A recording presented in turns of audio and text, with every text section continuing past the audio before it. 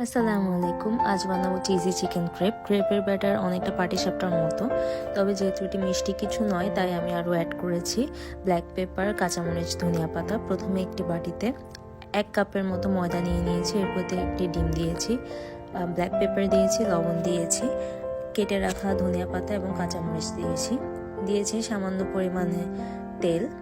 তারপর এতে পরিমাণ মতো গরম পানি এবং তরল দুধ দিয়ে ভিডিওর মতো কনসিস্টেন্সি করে ব্যাটারটি গুলে নিয়েছি।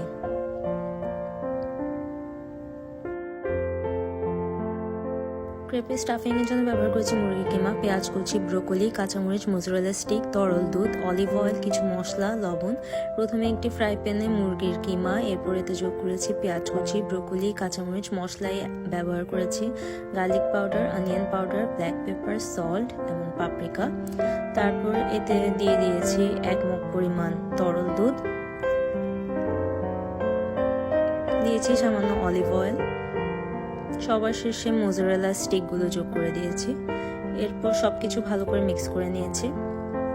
এরপর প্যানটি চুলায় বসে ঢেকে দিয়েছি। চিজ মেল্ট হয়ে আসলে, পানি টেনে আসলে নামিয়ে নিয়েছি। এরপর একটি ফ্রাই প্যানে তেল স্প্রে করে পাটিসাপটার মতো করে ক্রেপগুলো বানিয়ে নিয়েছি। এরপর ভিডিওর মতো করে প্রথমে মোজারেলা চিজ, তারপর স্টাফিং দিয়ে ফোল্ড করে নিয়েছি। এরপর একটি বেকিং ট্রেতে বাটার স্প্রেড করে নিয়েছি।